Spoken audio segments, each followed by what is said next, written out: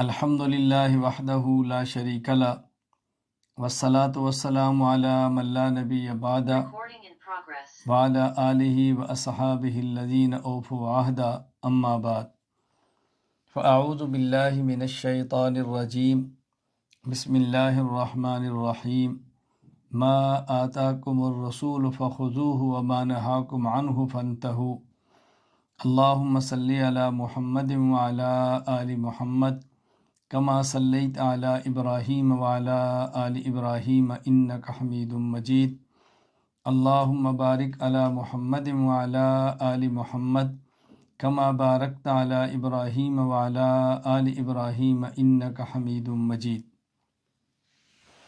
اللہ تعالیٰ نے انسانیت کی ہدایت کے لیے آخری پیغمبر حضرت محمد مصطفیٰ صلی اللہ علیہ وسلم کو نبی، رسول اور آخری نبی بنا کر بھیجا اور ان پر قرآن کریم کتاب نازل فرمائی اور اس کو آخری کتاب فرمایا۔ حضور اکرم صلی اللہ علیہ وسلم کے افعال، مبارک اقوال، مبارک تقاریر امت نے محفوظ کی ہیں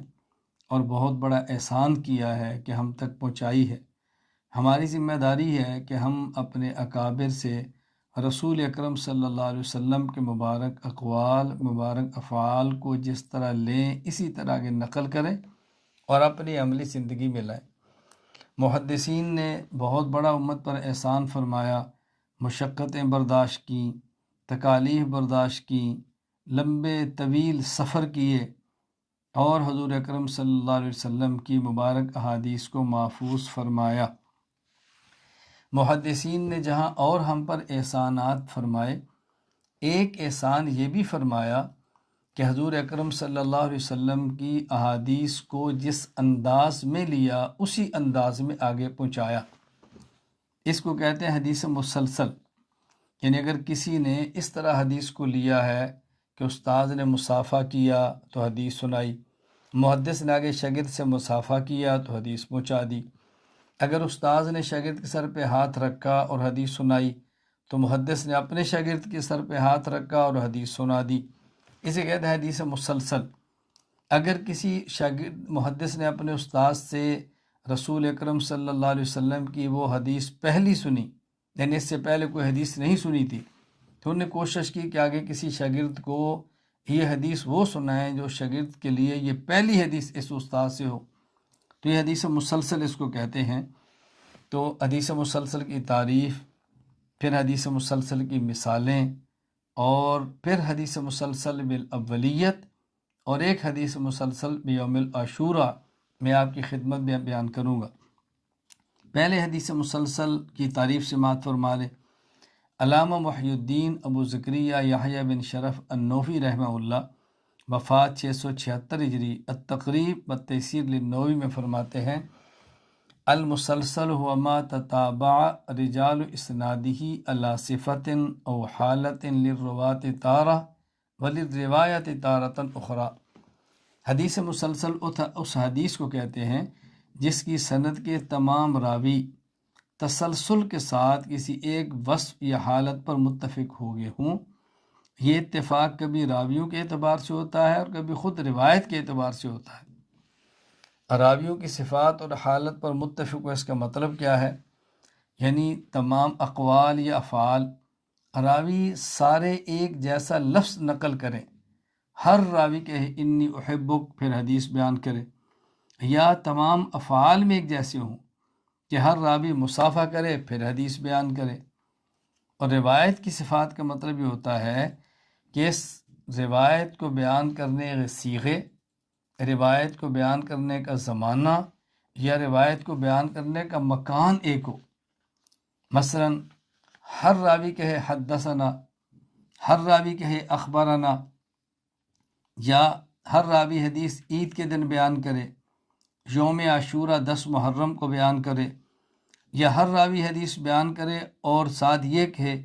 الملتزم موضع یستجاب فیہ الدعاء، مقام ملتزم ایسی جگہ ہے جہاں دعا قبول کی جاتی ہے۔ وما دعا عبد اللہ تعالی فیہ دعوت الا استجابہا، اور جب بھی کسی بندے نے وہاں دعا کی ہے اللہ اس کی دعا کو قبول کرتا ہے۔ اور پھر شاگرد کو یہ کہ میں نے بھی ملتزم پر دعا کی ہے اور میری دعا قبول ہوئی ہے، یعنی حدیث سنائے اور ساتھ یہ بات کہے کہ میں نے فلاں مقام پر دعا کیا اور میری قبول ہوئی ہے۔ اس کی 8 مثالیں میں پیش کرتا ہوں۔ حدیث مسلسل بالاولیت کہ راوی اپنے استاد سے جو حدیث پہلی سنے وہی اپنے شاگرد کو سب سے پہلے حدیث بیان کرے، جیسے ہم ابھی انشاءاللہ بیان کریں گے۔ حدیث مسلسل بالمصافحہ، راوی اپنے استاد سے روایت نقل کرے مصافحہ کے ساتھ اور آگے روایت بیان کرے مصافحہ کے ساتھ۔ حدیث مسلسل بالمحبہ، ہر راوی جب حدیث سنے تو اس کا استاذ کہ انی احبک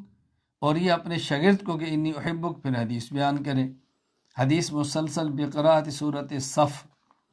محدث جب حدیث سنے تو سورۃ الصف سنے اور استاذ اس کو حدیث بیان کرے،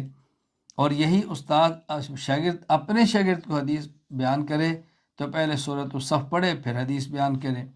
حدیث مسلسل بالتشبیک، یعنی محدث اپنے شاگرد کی انگلیوں میں انگلیاں ڈالے اور پھر حدیث بیان کرے۔ حدیث مسلسل بالفقہاء الحنفیہ، استاد فقی حنفی ہو، پھر آگے شاگرد فقی حنفی ہو، پھر آگے شاگرد فقی حنفی ہو۔ حدیث مسلسل بیوم العاشوراء، 10 محرم کو محدث اپنے استاد سے حدیث سنے اور پھر اپنے شاگرد کو بھی 10 محرم کو حدیث پڑھائے۔ حدیث مسلسل بوضع الید علی الراس، کہ جب کوئی محدث اپنے استاد سے حدیث سنے تو اس محدث کے سر پہ ہاتھ رکھے پھر حدیث بیان کرے، اور یہ محدث جب اپنے شاگرد کو حدیث بیان کرے تو اس کے سر پہ ہاتھ رکھے اور حدیث بیان کرے۔ اب میں سب سے پہلے حدیث مسلسل بالاولیت بیان کرتا ہوں، یعنی وہ حضرات جنہوں نے پہلی بار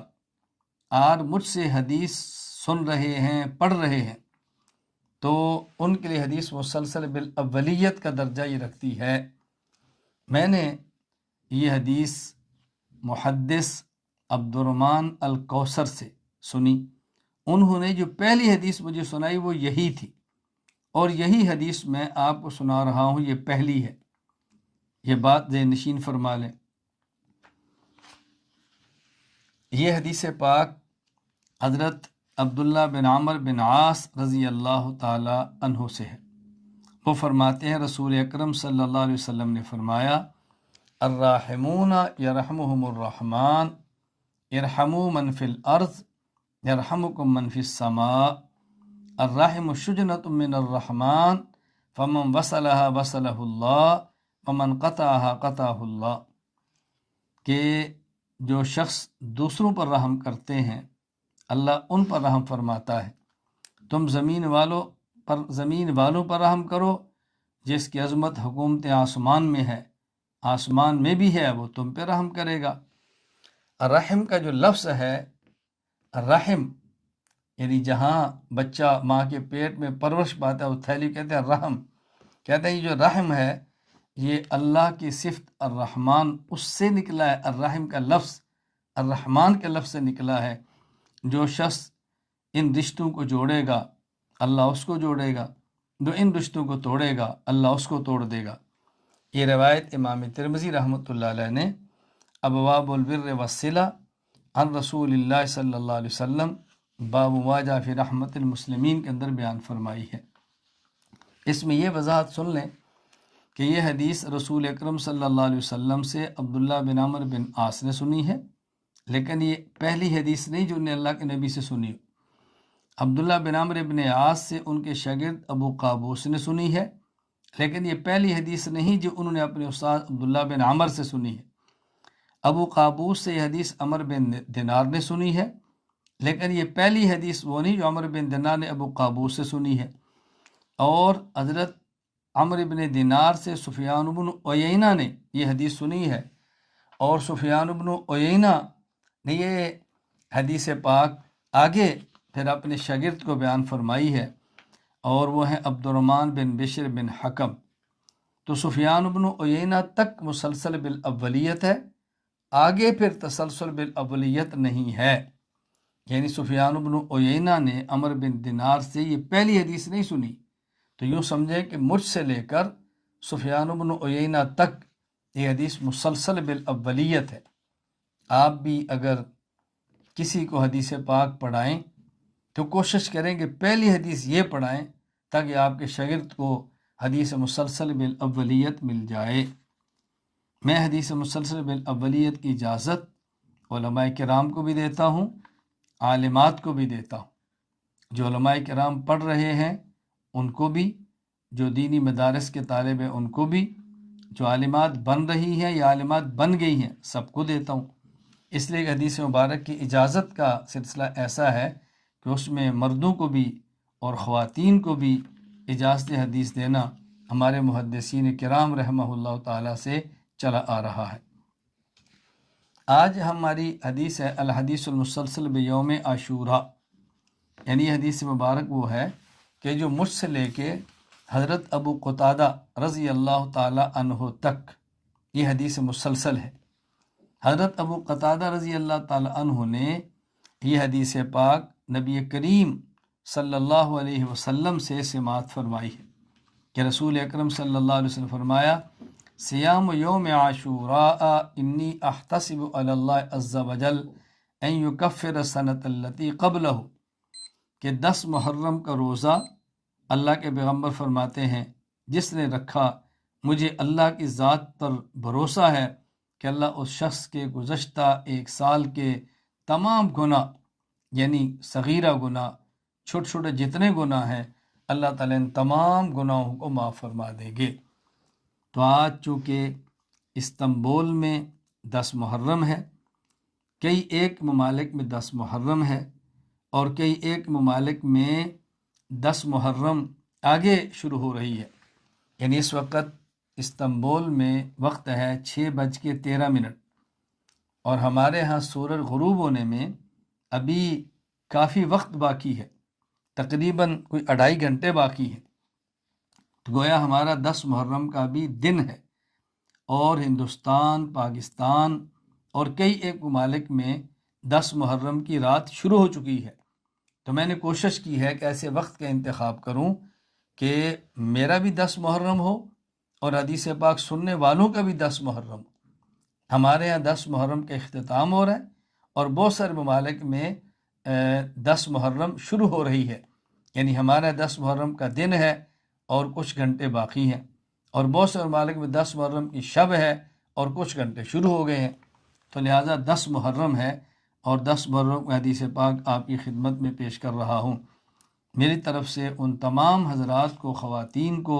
جو آج اس حدیث پاک سننے میں شریک ہے، الحدیث المسلسل بیوم عاشوراء کی بھی اجازت ہے۔ الحمدللہ ثم الحمدللہ، 10 محرم کا میں نے روزہ رکھا ہے،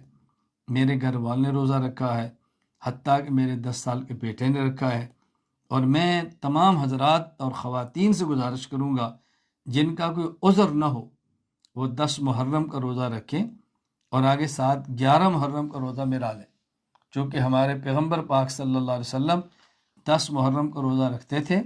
اور آپ کو جب یہ بات علم میں آئی کہ 10 محرم کا روزہ یہود بھی رکھتے ہیں، تو رسول اکرم صلی اللہ علیہ وسلم نے ارشاد فرمایا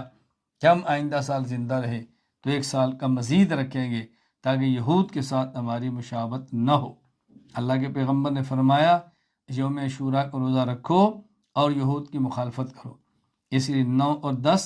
10 اور 11 محرم جو اللہ توفیق عطا فرمائے آپ روزہ رکھے۔ اللہ تعالیٰ آپ کو دین کی مبارک خدمت کے لیے قبول فرمائے، اور اللہ تعالیٰ آپ کی برکت سے مجھے بھی دین کی مقبول خدمت کی توفیق عطا فرمائے۔ وآخر دعوانا ان الحمدللہ رب العالمین، الحمدللہ رب العالمین، والصلاة والسلام علی رسولی وعلی آلہ واصحابہ اجمعین۔ اے اللہ تو ہم سب کے گناہوں کو معاف فرما، خطاؤں سے درگزر فرما، ہماری حاجات کو پورا فرما، اور اے اللہ کریم اپنے فضل سے، اپنے کرم سے ہمیں حدیث مبارک کی خدمت کے لیے قبول فرما، دور دراز تک حدیث مبارک کو پہنچانے کی توفیق عطا فرما، بیماروں کو صحت عطا فرما، مقروضوں کے قرض ادا فرما، ہماری حاجات کو اپنے کرم سے پورا فرما۔ جو جماعتیں، افراد، ادارے تیرے دین کی خدمت میں لگے ہیں، اے اللہ تو ان سب کی اس خدمت کو قبول فرما، وصلی اللہ تعالی علی رسول خیر خلقہ محمد وعلی آلہ واصحابہ اجمعین آمین برحمتک یا ارحم الراحمین۔